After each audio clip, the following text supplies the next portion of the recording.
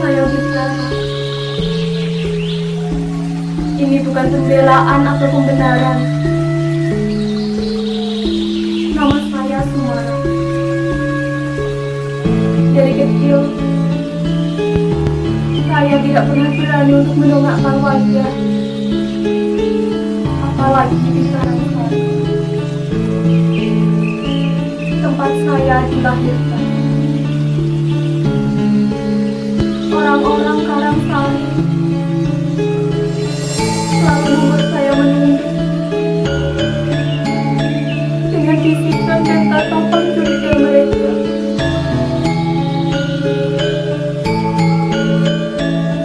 Saya ingat betul ketika Pak Kasiri guru madrasah saya menjelaskan. Perhatikan dahulu. Ini sangat penting dan perlu diingat-ingat betul. Pembunuhan para jenderal itu dilakukan oleh sekelompok orang keji yang tergabung dalam organisasi PKI. Orang-orang PKI itu benar-benar kejam. Sehingga dihapus dan dilarang berkembang di Indonesia. Seluruh antek PKI harus dihukum. Cah, sini. Tak kasih tahu. Ternyata bapaknya Sumara itu orang PKI. Dikandani kok yang ngeyel. Jadi gini. Dulu itu, waktu bapaknya Sumara pulang dari Langgar, diseret sama tentara, diantar oleh Pak Lurah dan orang-orang kampung. Makanya kamu nggak usah deket-deket sama Sumara. Nanti kalian ikut diciduk. Motir kamu. Apa salah bapakku? Kata siapa Suliman PKI?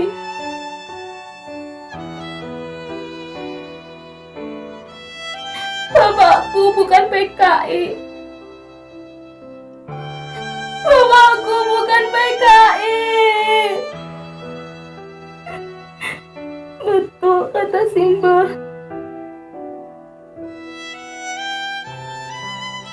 Betul. Gak usah jadi supir andong.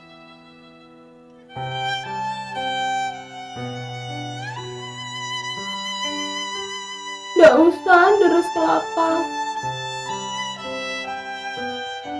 Gak usah bikin gula untuk disetorkan ke Denwarso. Sehingga mengurangi jumlah setoran ke Pak Lurah dan Projo. Lihat akibatnya. Hanya karena Bapak punya langganan Denwarso dan mengizinkan pohon kelapanya untuk dibias. Bapak jadi ikut-ikutan diseret. Setelah Denwarso diseret oleh tentara. Sekarang Simba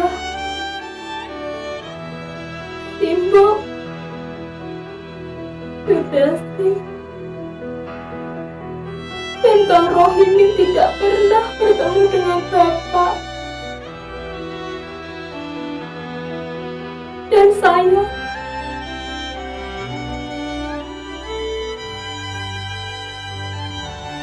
sedikit pun saya tidak pernah melihat wajahnya. Tapi rasanya kayak Bapak selalu menguntit di belakang nama saya.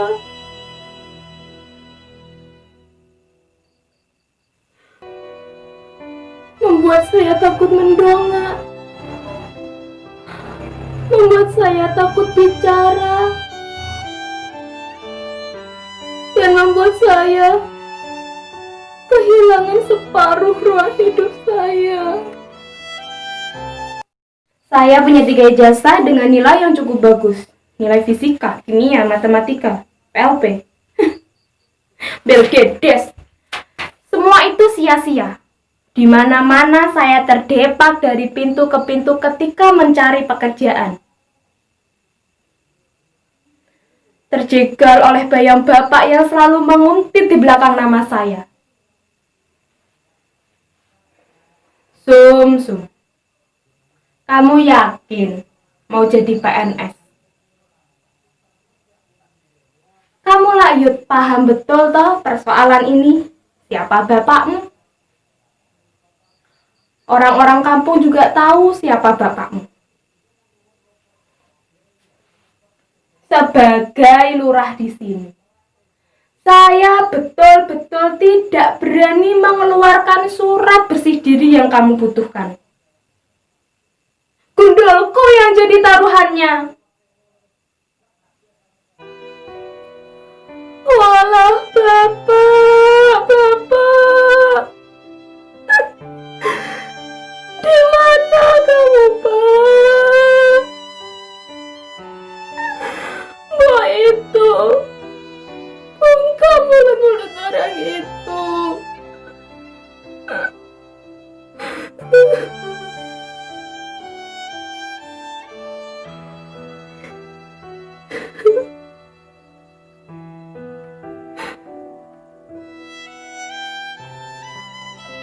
Kalau benar bapakku bersalah, apa lantas iya? Aku, Simba,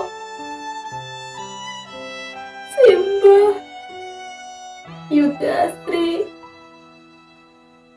dan Kang Rohimin harus menanggung dosa ini selamanya.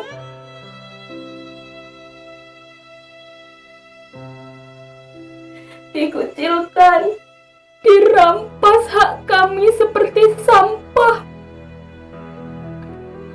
selalu tersingkirkan di negeri sendiri.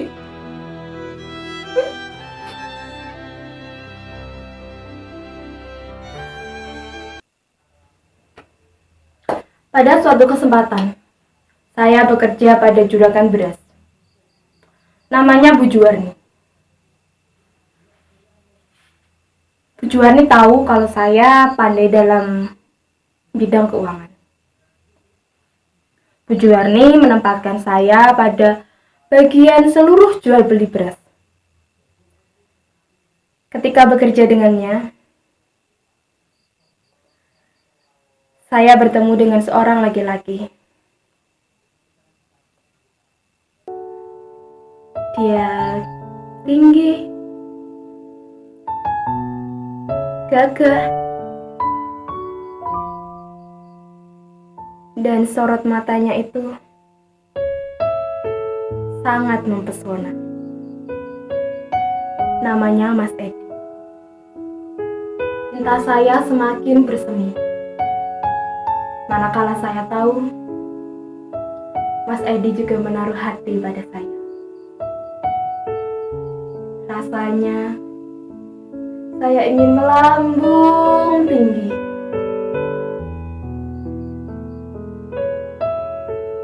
Tapi pada akhirnya saya harus terpelanting ke jurang yang curam. Mas Edi mundur teratur ketika mengetahui sejarah keluarga saya. Baginya haram memiliki istri seperti saya. Lagi-lagi, bayangan Bapak menggelapkan nama saya. Rasanya saya ingin pergi jauh, di mana nama Bapak tidak menguntit di belakang nama saya.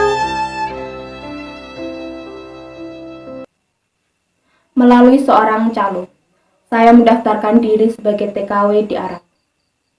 Dan segala syarat saya penuhi. Dari biaya administrasi di kelurahan, Depnaker, biotenaga kerja, dan biaya tetek bengek lainnya. Dan ternyata segalanya lebih mudah apabila diselip-selipkan dengan uang. Jadilah saya, Sumarah binti Suliman, dengan lulusan SMA predikat NEM tertinggi, menjadi babu di negeri orang. Monokotil dan dikotil menjadi irama kain pel. Teknik pidato menjadi omelan para majikan, dan 13 pulau yang terbentang dari Sabang sampai Merauke hangus dalam wajan penggorengan. Mana yang katanya harum melati, minyak emas, kupu-kupu, biji besi? Mana cerita Pak Kasirin, guru madrasah saya, bahwa pribadi bangsa Indonesia adalah pribadi yang luhur, ramah tamah, kekeluargaan, dan suka tolong menolong? Mana? Semua itu hanya saya dapatkan dengan uang. Dan sekarang saya menjadi babu di negeri orang. Saya hanguskan kisah cinta saya, pengalaman pahit getir masa remaja saya. Saya pikir saya bisa berubah. Saya pikir saya bisa bermetamorfosa dari ulat bulu menjadi kupu-kupu yang indah. Tapi tetap saja, Sumarah tetap kandas. Di balik jubah-jubah majikan saya, di balik cadar-cadar hitam majikan saya, segala nasib saya sekejap saja kandas. Saya disiksa. Saya selama 1 tahun hilang tanpa alasan.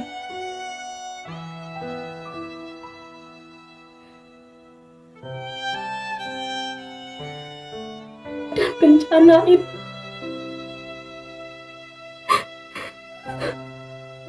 saya diperkosa.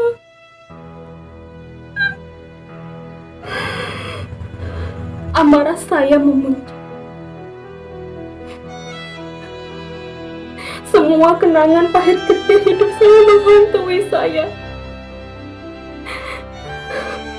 Ku ambil pedang dan ku tebaskan ketidakadilan. Majikan itu saya bunuh. Saya sadar saya akan dipolisikan. Saya tidak butuh pembela. Saya tidak butuh penasehat hukum. Tidak usah dipulangkan saya ke negeri saya untuk diadili, karena persoalannya akan rumit. Karena tidak ada yang pantas dihisap dari babu seperti saya. Maka dari itu, apakah hukum di negeri saya dapat membela saya?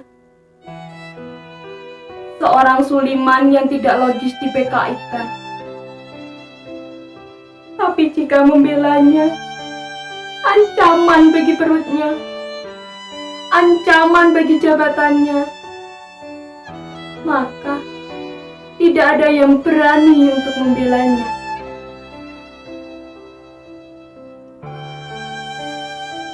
Kekuasaan begitu indah.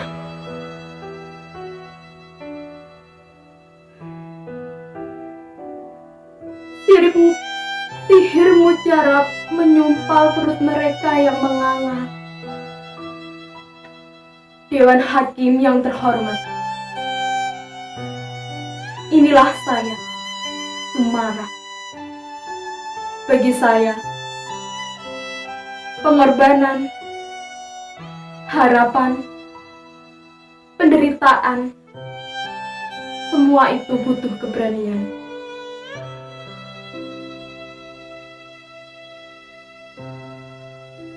Harapan menjadikan penjara bagi hidup saya. Tidak Sekarang saya bebas dari harapan. Hidup saya penuh ketakutan. Sekarang dengan berani saya katakan bahwa hidup dan mati adalah pilihan.